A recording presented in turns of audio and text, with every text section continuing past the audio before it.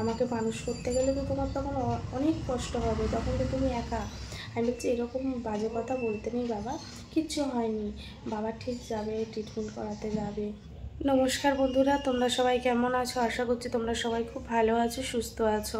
আমাদের খুব একটা ভালো যাচ্ছে না, মানে চারিদিক থেকে মেন্টালি প্রেশার আর নানান টেনশান, চিন্তা ভাবনায় কিচ্ছু ভালো লাগছে না।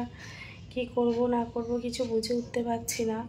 এখন পার্লারে আছি, এখন ক্লায়েন্ট নেই, এখন পার্লারে ক্লায়েন্ট নেই বলে পুরো ফাঁকা আছে, এখন ওর জন্য বসে আছি। ভাবলাম তোমাদের সাথে একটু কথা বলি। কি করব কিছু বুঝে উঠতে পারছি না, তোমরা একটুখানি আমাকে সাজেস্ট করো কি করলে কি করা যায়, বুঝতে পারছি না। আমি তো মানে এর আগে একটা ভিডিও দিয়েছি যে এরকম ভেলোর যাবে, আবার ট্রিটমেন্ট আছে।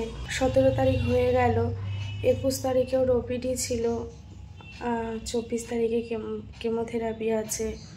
তো যে টাকাটার কথা বলছিলাম সেটা এখনও অ্যারেঞ্জ করা হয়নি, যার জন্য এখনও ট্রেনের টিকিটও কাটা হয়নি। আর যাবে কিভাবে? তো কিছু টাকা ওই মা এদিক ওদিক করেছিল, আর ওই কিছু জিনিস দিয়ে একটু টাকা পেয়েছে, আর কোনোভাবে কোনো কিছু অ্যারেঞ্জ করতে পারছে না এই মুহূর্তে। তো এখন কি করবে নেই সেই নিয়ে চিন্তা ভাবনা করছে।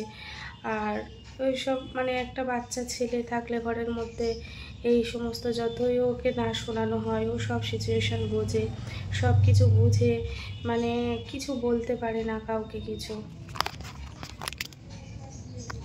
তো এর আগেও যা ছিল অনেকটা করা হয়েছে, চেষ্টা করে সব কিছু হয়েছে, কিন্তু এবারটা এরকমভাবে চেষ্টা করেও কোনো কিছু হচ্ছে না। মানে আগস্ট মাস থেকে এই মাস পর্যন্ত 15 লাখ টাকার উপরে খরচা হয়ে গেছে। তোমরা তো দেখেছো ওখানে কতটা টাকার প্রয়োজন, ওখানে টাকা ছাড়া কিচ্ছু বোঝে না।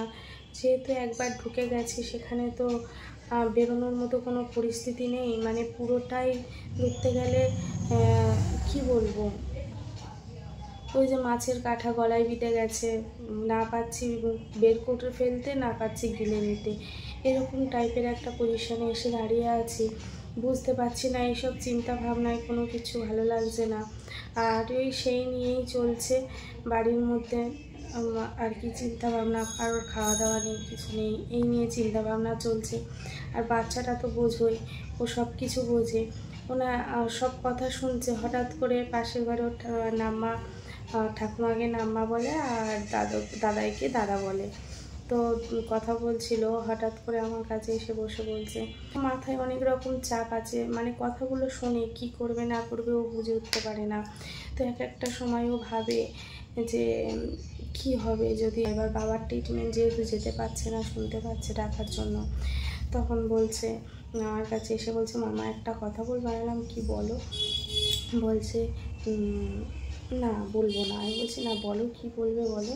বারবার অনেক করে জিজ্ঞেস করাতে বলল যে মা, বাবা তো আবার ভেলোর যাবে, তো তো মামার তো কীরকম হয়েছে জানো, মামার মতো যদি বাবার ওরকম হয় তখন কি হবে? আমি বলছি এইসব কী বলছো তুমি, এইসব উল্টোপাল্টা মাথার মধ্যে ঘোরাচ্ছ কেন, এইসব উল্টোপাল্টা জিনিস। আমি বলছি কিচ্ছু হবে না, কিচ্ছু হয়নি, কিচ্ছু হবে না। তখন বলছে খুব শখ ও ক্রিকেটার হবে, ক্রিকেটে ভর্তি হবে বলে অস্থির হয়ে গেছে, কিন্তু এই ভর্তি করানোর জন্য বাবা অনেক দিন আগে গেছিলো, তখন ওর হাত ধরে বলেছিল এখন হবে না, একটু হাড় শক্ত না হলে ওকে এখন নেওয়া যাবে না। তো এবার ওর সব কিনে রেখে দিয়েছিল, ওর বাবার এই রোগটা ধরা পড়ার আগেই সব কিনে রেখে দিয়েছিল, মাঠে নিয়ে গিয়েছিলো ভর্তি করানোর জন্য। তারপর তো এটা হলো। তো এখন বলছে যদি আমি ক্রিকেটে ভর্তি হই, আমি তো কবে ভর্তি হব জানি না। আমি বললাম ভর্তি হবে, আর একটু বড় হও। তখন বলছে আমি যদি ভর্তি হই মা তুমি পারবে না একা। বলছি কেন, বাবা আছে তো। বলছে না বাবা, মামার মতো যদি বাবার হয়। আমি বলছি এসব কথা একদম বলবে না, এসব কথা বলতে নেই। তখন বলছে না এই টাকা, তারপরে টাকার জন্য বাবা যেতে পারছে না, এরকম যদি কিছু হয় তখন তুমি একা কী করবে। আমি বলছি তুমি মানে ওর চিন্তাধারাটা কোথায় দেখো, মানে কীরকম টাইপেরও কথা বলছে, যেগুলো মানে একটা বড় মানুষ ভাবলে অনেক কিছু, না ভাবলে কিছু নয়। তখন আমি কি করব, তখন তো আমার উপরে প্রচুর চাপ পড়ে যাবে, ওকে নিয়ে আমি কিভাবে মানুষ করব, কীভাবে মাঠে নিয়ে যাব, মানে এইগুলো আমাকে বোঝাচ্ছে। ক্রিকেটে ভর্তি হলে বড় ব্যাগ, ওই বড় ব্যাগটা আমি কিভাবে নিয়ে যাব ওকে একটু, মানে এরকম দিয়ে আর কি আমাকে বোঝাতে চাইছে ব্যাপারটা। মানে বাস্তব যেটা সেটাই ও বলছে যে তখন কি করবে মা, তখন তো তোমার খুব কষ্ট হবে, তুমি একা কীভাবে কী করবে, আমাকে আমাকে আমাকে মানুষ করতে গেলে তো তোমার তখন অনেক কষ্ট হবে, তখন তো তুমি একা। আমি বলছি এরকম বাজে কথা বলতে নেই বাবা, কিচ্ছু হয়নি, বাবা ঠিক যাবে, ট্রিটমেন্ট করাতে যাবে। বলছে এখনও টাকাই জোগাড় হয়নি, বাবা কী করে ট্রিটমেন্ট করাতে যাবে, ঠিক দেখবে, তুমি ঠাকুরকে বলো, ঠিক দেখবে টাকা জোগাড় হয়ে গেছে, ট্রিটমেন্ট করাতে যাবে, ঠিক যাবে, তুমি দেখো। তখন বলছে হ্যাঁ সেটাই যেন হয়। বলছে ঠাকুরকে তো দেখেছিলাম আমার মামার বেলা, বলছিলাম তাহলে ঠাকুর তো আমার কথা শোনেনি, তাহলে ঠাকুরকে কি বলবো। আমি বলছি না ওরম বলতে নেই, তুমি বলো। তাই এইসব বলছে একা একা। হোলির দিনই হোলি টোলি খেলে আনন্দ করে হঠাৎ দুপুরবেলা আমাদের বাড়ির পরিস্থিতি, ও বাচ্চা তো দিদিয়া নিয়ে গেছিলো, মানে মায়ের মাইকে নিয়ে ছাদে গেছিলো, আমরা কেউ যাইনি, আমরা ঘরে ছিলাম, আমাদের মন মেজাজ ভালো ছিল না, আমরা ঘরের মধ্যে, টাকা জোগাড় হচ্ছে না, এই দিন চলে আসছে, এখনও ট্রেনের টিকিট কাটা হয়নি, যাবে, এত টাকা অ্যারেঞ্জ করাটা খুব, মানে এই যে এতদিন ধরে মানে টেনে আসছে এখন না, আর ও তো কোনো কাজও করতে পারছে না, যে কাজ করলে না হয় আলাদা ব্যাপার, ডাক্তার তো ওকে পুরো কাজ করতেই না করে দিয়েছে, তো সেই থেকেও একটু প্রবলেম হচ্ছে, পুরোটাই একা বাপি হ্যান্ডেল করছে, ছেলের পড়াশোনা থেকে, সংসার থেকে, এবং ওর ট্রিটমেন্ট থেকে শুরু করে সব কিছু বাপি, মানে আমার শ্বশুরমশাই উনি একাই সব কিছু করছে।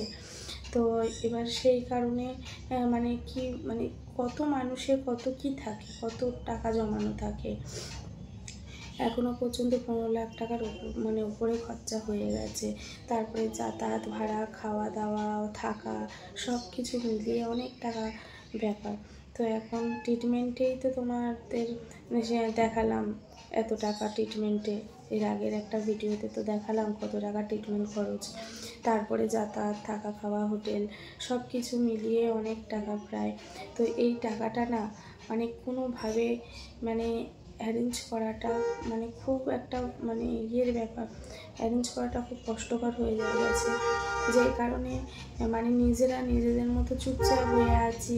এদিকে বাপি একটা জায়গায় যাচ্ছে, কালকে রবিবার ছিল, বাপি সারাদিন রেস্ট নেয়নি, সপ্তাহে একটা দিন করে ছুটি থাকে, মানে সপ্তাহে একটা দিন করে একটু রেস্ট পায়, কিন্তু ওই মানুষটা খাওয়া দাওয়া করে সঙ্গে সঙ্গে সারা দুপুর মানে কোথায় গেছিলো জানি না, ঘুরে টুরে আসলো, মানে কোথা থেকে, মানে ওই টাকা পয়সার ব্যাপারেই যদি কোথাও থেকে কিছু পাওয়া যায় সেই দেখলো।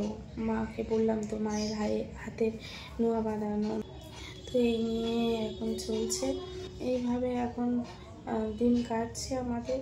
কি বলবো, কি করবো, ভালো লাগছে না, কাউকে তো কিছু বলতে পারছি না, বাড়ির মধ্যে এখন এমন পরিস্থিতি, আরও শরীরটা দুদিন ধরে একটু ঠিক আছে, কিন্তু যে যাওয়ার ডেটটা সেটা এখনও মানে কেমো ডেটটা আছে, যেটা সেই টাইমে গিয়ে কেমোটা নিতে পারবে কি না সেটাই এখন সন্দেহ, সেই নিয়ে একটু চিন্তা হচ্ছে।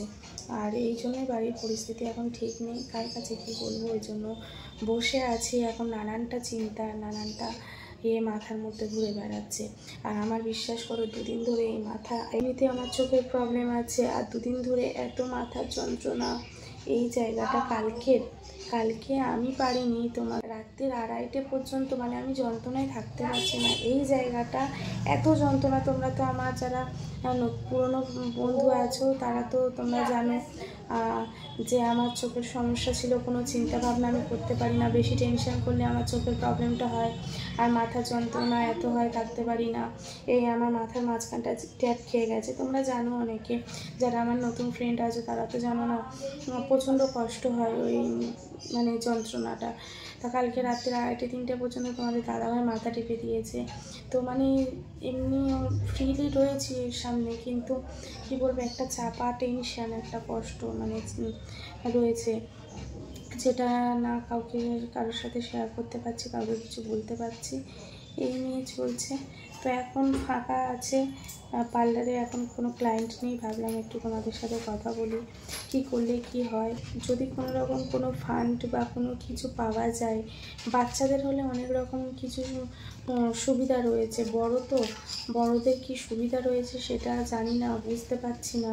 অনেকজনের কাছে জানার চেষ্টা করেছি কিন্তু তারাও বলতে পারছে না ঠিক।